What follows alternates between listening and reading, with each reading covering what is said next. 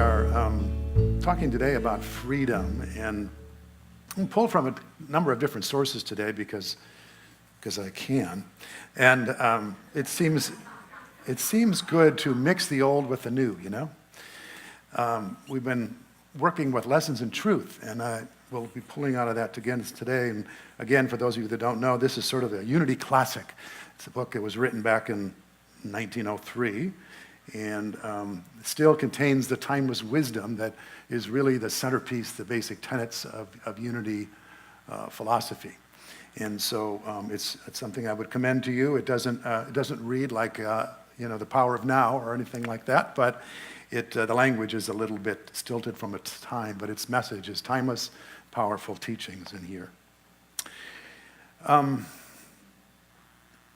let me actually begin with that, because the very first lesson in this book, which has 12 chapters, the very first lesson is bondage or liberty. Which? That's the title. Bondage or liberty. Which? So you can see that it starts with a question. That there is this seemingly dualistic idea that we can either be in bondage or we can be free. And that actually is something for us to work with. It's something that we can take on as a choice point in our spiritual path. And depending on how we pursue it, we will either find ourselves in bondage, imprisoned, stuck, bound, or free. And this is what so many of us don't really understand about spirituality, because if we've come from a thought system, a spiritual philosophy that sort of hands you the dogma and the doctrine and tells you this is what you are to believe, then it doesn't allow for you to have some sense of choice, yes, in how you proceed. But in Unity, what we do is we invite you into these teachings. We posit these spiritual truths and say, try this. See if this is not true. Because it's not important for you to believe what I say or what anyone says or what it says here in the book. That would only be the sort of false spirituality that so many of us have come from, yes? That we're really interested in authentic spirituality. And that's what Unity invites us into, is to find our truth within ourselves. And the good news is that it's actually there. That's the really good news. And for some people, it's an assignment that they're not sure that they're worthy of. Can you hear that? I'm going to check in with myself, and I'm going to find my deepest truth, and the essential nature, my divine nature is within me. That, for some people, that just causes them to resist and to feel what comes up for us sometimes is our shadowy beliefs, right? Our limited beliefs of who we think we are, or maybe who we were told we were, which was not enough, yes? So Unity really does ask us not just to affirm these truths, but also to come face to face with those things that pop up when we affirm these powerful truths, that which maybe is resident in us, the old story of I'm not good enough, I'm not worthy, I'm not lovable. When those things come up, then we have to deal with those things as well. And that's why the full spiritual program that you see here and in many churches is not just affirming the truth, but it's also about exploring what's not true. Course in Miracles says the first step towards freedom involves a sorting out of the false from the true. Huh? Can you believe that? It's not just about the truth. It's about exploring what we take to be true that isn't so. And many teachers have said that, our problem isn't not that we don't know enough, it's that what we know, or we think we know, isn't so.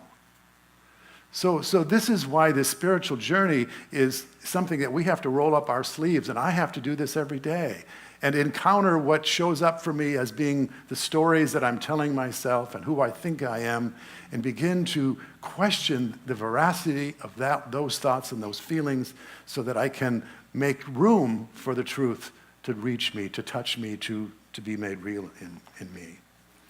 So in Bondage or Liberty, she says this: every man believes, of course this is, don't remember, this is man-woman, but every man believes himself to be in bondage to the flesh and to the things of the flesh. All suffering is the result of this belief. All suffering is the result of this. The history of the children of Israel coming out of their long bondage in Egypt is descriptive of the human soul or consciousness growing up out of the animal or sense part of man and into the spiritual part. So when she says bondage to the flesh, that's so old, old languaging, but what she's talking about is believing that I am a body, and that's all that I am. And that for all that I am, then there's such a limitation on my being, such a limitation on my sense of vulnerability, my sense of what's possible for me, my sense of my safety or my lack thereof. And she's not saying this, but it would also mean the mind, because so often we're identified with the mind. How many of us understand that mind that is always giving us messages of who we are? So she uses this reference of the Egyptians, of the Israelites being held captive in Egypt, and that their freedom was when they were liberated, when they were let go. And she says this. This is from Exodus. If those of you who have your Bibles with you today, just check that and make sure that's true. I have observed the misery of my people who are in Egypt, and I have heard their cry on account of their taskmasters. Indeed, I know their sufferings, and I have come down to deliver them from the Egyptians and to bring them out of that land to a good and a broad land, a land flowing with milk and honey. And so we take these biblical stories and we metaphysically interpret them. So what we hear when we hear that, she says, that God has been saying to us, to his children, I have surely seen the affliction of who you are in Egypt, which is darkness or ignorance. We're all in darkness. We all don't know the whole truth and nothing but the truth. And I've heard your cry by reason of your taskmasters. The taskmasters would be those limited beliefs, those ideas that we have about ourselves that aren't true. And I am, she says, not I will, but I am now come down to deliver you out of all this suffering and to bring you up into a good land and a land flowing with good things. She says, man who is at first living in the selfish part of himself will go up through various stages and by various processes to the divine or spiritual understanding wherein he knows that he is one with the Father and where he is free from all suffering. Somewhere on this journey, the human consciousness or the intellect comes to a place where it gladly bows to its spiritual self and confesses that this spiritual self, which we call the Christ, is highest and is Lord. Here and forever after, not with a sense of bondage, but with joyful freedom, the heart cries out, the Lord is King. Everyone must sooner or later come to this point of experience. See, the truth is freedom. Isn't truth brings freedom? The truth is freedom. And you and I have lived our lives, most of our lives, taking our information and our sense of who we are from the world and from how we were raised and the messages that we got growing up. But the truth of who I am is deeply known. It's intuited by my sense when I can go within. And more often than not, there's something that I have to let go of in order for me to experience that. Jesus was always trying to instruct his disciples and people who would listen to him about what were the conditions under which they could experience what he called the kingdom of heaven, which is really nothing more than to know their true nature. And he referenced remember the rich man who came to him and said, how do I have this infinite love and life, this kingdom of God consciousness? And he said, sell all your Rolls Royces and get rid of your boat, your car and your plane and all your money and give it all away. And then you will have this. And So many people hear that message and they think, must be bad to be wealthy. That must be what's wrong here. But Jesus was a master psychologist. And he could tell in his interaction with this individual. By the way, if you want to give everything away, oh, never mind, I won't. It was a weak moment. I'm working on it. But Jesus could tell that this man was attached. Do we know about attachments? He was attached, and his possessions had come to not just limit him in terms of what was important in his life, but he had become identified with his possessions. If he was not identified with his possessions, then he knew that he could have given them up and not been diminished by that act of giving it away. See, that's when we understand how we become candidates for inspiration or candidates for awakening, is when we realize that what's holding us back is I've become identified with something. Sometimes it's what? What are some of the ways we become identified in our life? A job? Money? What else? Could it be a relationship? Yeah, I mean like a role we play in life, like, husband or wife or mother or whatever. So what happens for us is that when our identity is locked up in that, then we have this thing that stands in the way of us knowing our true identity, which is to be this spiritual being, to know our unlimited nature and essence is obscured when I believe that I am my body and my mind and what I do and how much money I have and where I live. All those things are fine in and of themselves.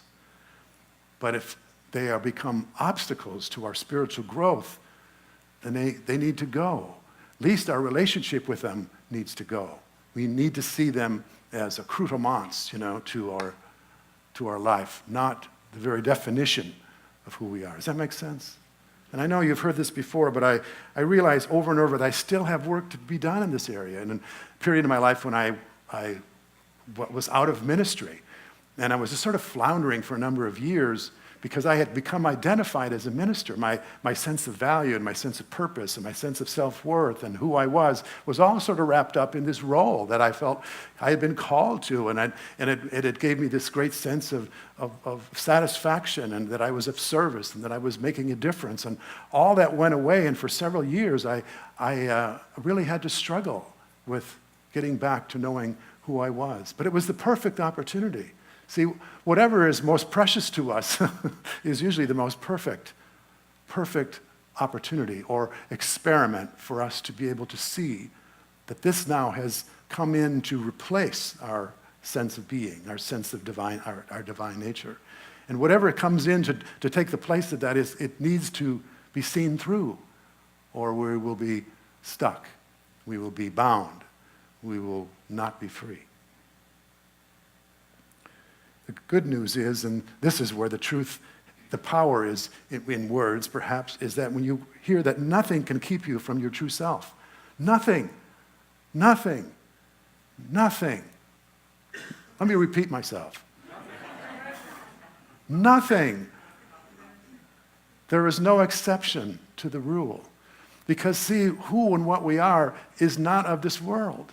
It's not a material thing. It can't represent an obstacle because all obstacles that we are familiar with at the material level cannot get in between us and our nature. Nothing can keep us from our true self. And knowing this is true freedom.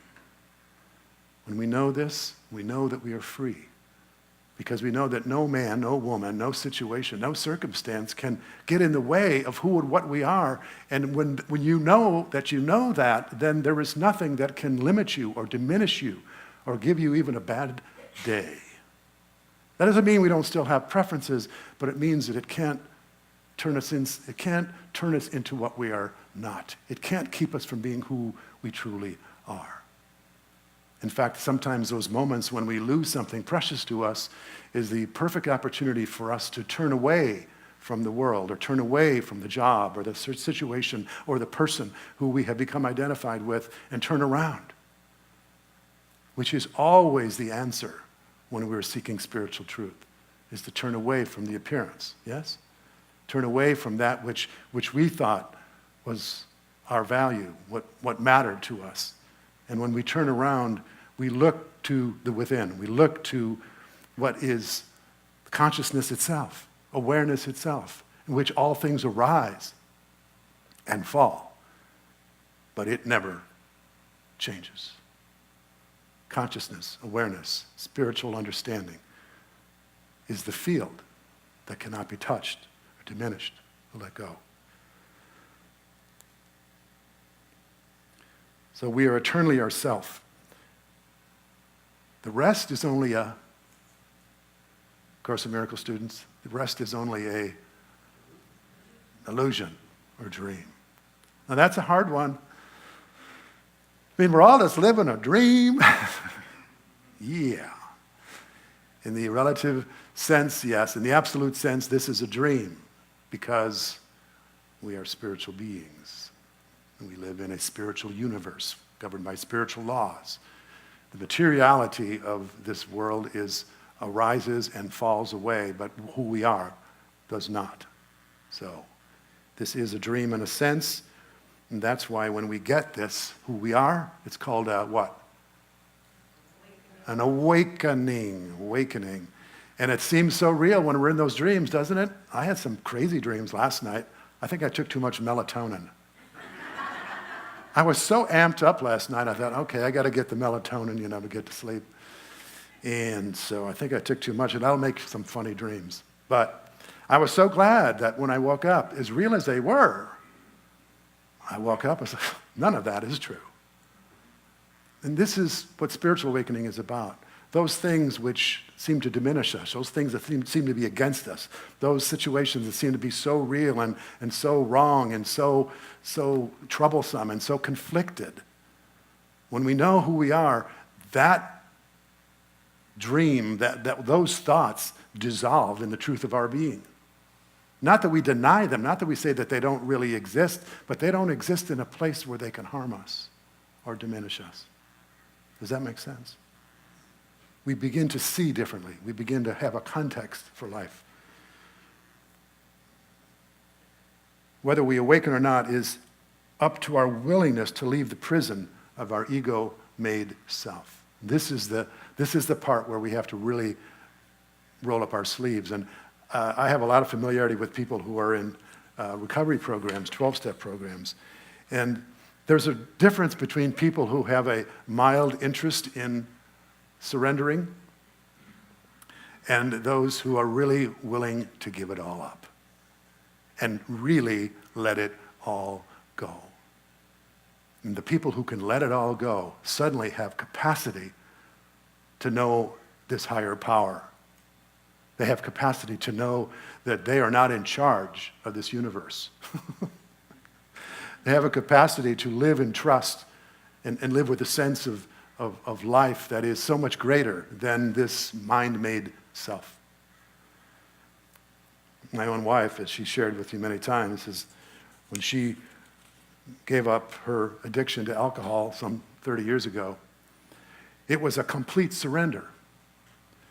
She was, there was no holding back. There was such a willingness to be open and to give up all of her best thoughts, ideas, and plans of how to manage her life with alcohol. You and I have a similar addiction if we are stuck in our minds and we think we know how to live this life and how the world's supposed to go and what's supposed to happen and what's not supposed to happen and how they're supposed to be and all these stories that live in our mind. It's an addiction to thinking, yes. And how's that working for you, right? And when the time comes for us to really awaken, it's time when we give that up. We make way to be shown who we really are and what we need and what's already given. And we're still reluctant at times. Eckhart Tolle says this, he says, the mind is a superb instrument if used rightly. Used wrongly, however, it becomes very destructive. To put it more accurately, it is not so much that you use your mind wrongly, you usually don't use it at all. It uses you. It's This is the disease. You believe that you are your mind. Now, if you don't believe this, you can just be thinking about, your friends and families and in-laws or whatever, right? You believe that you are your mind. This is the delusion. The instrument has taken you over. You are unconsciously identified with the mind, so you don't even know that you are its slave. It's almost as if you were possessed without knowing it. And so you take the possessing entity to be yourself. The beginning of freedom is the realization that you are not the possessing entity, the thinker. Knowing this enables you to observe the entity. And this is what we talk about so often here, is when we can get outside of ourself and begin to look to see what's happening. We have this capacity to be, a little Tasmanian devil or whatever, sitting on the shoulder, watching this mind activity, to notice when we're thinking, notice when we're having opinions, and notice when we're having beliefs that are sort of running amok. And as soon as we notice them, we have power over them, don't we? Because that which you can observe cannot be what? Cannot be you. If you're noticing something, it ain't you, babe, right? You can't, that which perceives can't be the perceiver. That which you perceive cannot be the perceiver. The moment you start watching the thinker, a higher level of consciousness becomes activated, and you then begin to realize that there is a vast realm of intelligence beyond thought. That thought is only a tiny aspect of that intelligence. And you also realize that all the things that truly matter, beauty, love, creativity, joy, inner peace, arise from beyond the mind. And then you begin to awaken. This is it. So I want to show a clip, and I know I've showed this before, and I was looking for another one this morning. I thought, I've shown this one. I can't show it again. After spending 10 or 15 minutes looking, and I thought, it's a good clip. Show it. So this is the Truman Show. This is the final scene. And this, it's set up by what I've said already today. And this is someone who has lived in this illusory world that's been fabricated. He doesn't know it until the end. And he wakes up. And he has a choice of whether he's going to stay in this illusory world that's been created by the mastermind, yeah? Or whether he is going to escape and go out and find his freedom in the infinite world beyond what sometimes seems like the comfort zone of our best thinking. Hello? So let's watch. I can hear you.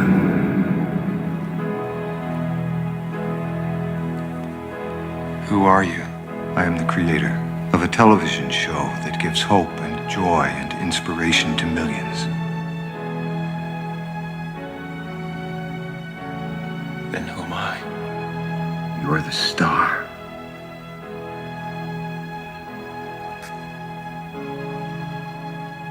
Was nothing real?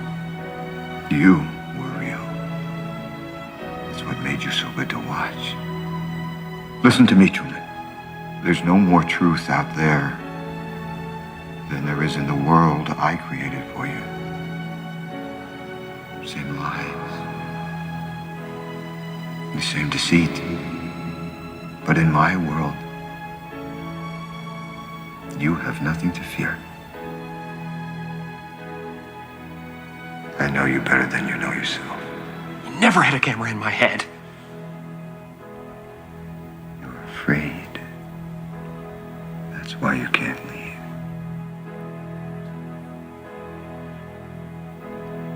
It's okay, Truman. I understand. I have been watching you your whole life. I was watching when you were born. I was watching when you took your first step. I watched you on your first day of school. The episode when you lost your first tooth. You can't leave, Truman.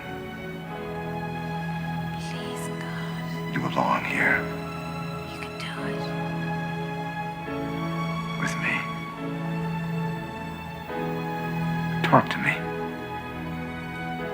something. Well, say something. You're on television. You're live to the whole world.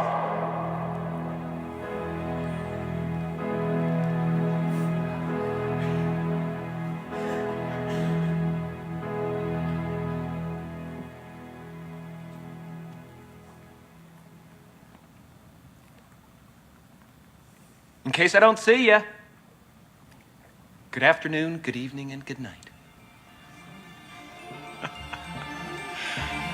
Yeah.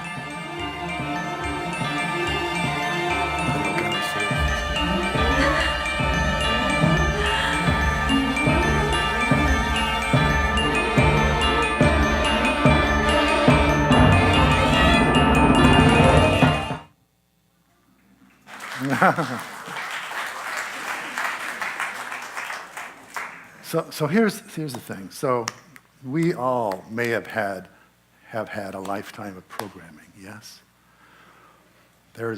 Every one of us maybe has something that's just ready, like, he is.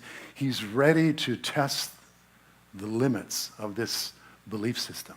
He's ready to walk out on what has been his comfort, has been his assurance, has been his safety zone, has been the only world that he's known. And he's afraid, and he's in the tension. But he knows that if he's ever going to be free, if he's ever going to capture the fullness of life, that he's got to leave this delusional world. So my whole life, I had the belief that I needed to have people around me that loved me. And if they ever left, I became very sad. So the belief around that is, I need people to be around me that love me all the time. So I know that this has been something that I've been working on, and it really became right in my face when Denise got this job where she travels a lot.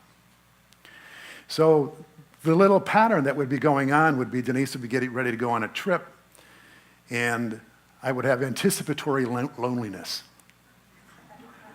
I'm going to be lonely, even before, the 2 days before. And then when she left, it would, the full bloom of that would happen. And I would walk around somewhat unconsciously, but there's a story is going on. I can't be happy because I'm sad. And I'm sad because my partner's not here. Somebody who loves me is not in my presence, in my physical presence. Now, it may sound ridiculous to you, but maybe you have something in your life that you've been running a story like that your whole life. And you can see through it when someone else is telling you their story and you realize, oh, that's ridiculous. But isn't it all ridiculous if we really believe these teachings, if we really believe that the presence and the power and the love of God is our constant reality, to believe that in any moment that we would need anything to be okay? So when Denise was getting ready to go on this trip, she was going to be gone for a week. And so when she said, when it was getting closer, it came up, this thought, oh, Denise is going to be going away. And I had that experience of anticipatory loneliness. And I've been conscious enough lately to know that don't believe your thoughts, right? Question them. Inquiry is a very important part of this process. Put everything to the test of questioning. Is it true? So when I began to inquire into this, I noticed one was the story. Denise is going away, and whenever Denise goes away, I feel this sense of sadness and loneliness. And the other thing was, I said, is there anything else? And what I found is there was a sensation in my body. And it was sort of in my gut, just sort of this unease, a little heaviness in the heart. So that was just purely physical sensation. And so I said, okay, let's see if we can find the one who is sad and lonely. And because I've been doing this meditation long enough, as I looked within, I found I could feel the sensation, and I could remember the story, but I couldn't find a self that was having this experience. I just had story and physical sensation. And the self that I thought I wasn't there. And without the self, without an identity of one who was lonely, it went away. It fell away. Because do you realize that it isn't your thoughts and your feelings that are troubling you? It's you think your thoughts and your feelings, and that you've owned those and that you've come to identify with them. That's what causes me to suffer and you to suffer. We need to really examine, is there a separate self here having this experience? And this is what self-inquiry does. This is what spiritual awakening does for us. Don't just take it on, don't just remember the story and take the sensations and put the two together and say, I'm sad or I'm lonely. Because you're not. You are a spiritual being. A spiritual being cannot be sad or lonely or troubled or feeling less than or not enough. And so when we tease out the false, as it says in the Course in Miracles, when we discover who we are not and we expose that to the light of truth, then there is nothing for those story and that sensation to attach to anymore. And what's left is this spaciousness, this openness, this capacity to be okay. And I've gone through this last 5 days without the kind of mild suffering that I've had for years and years and years and years. And you see, nothing's changed. Denise didn't call me every night and say, are you okay, honey? I love you. Nothing like that. Nothing changed. But I got to be bold enough to go to the edge of that story and look to see, is there someone there that's having this experience? And I find no such one.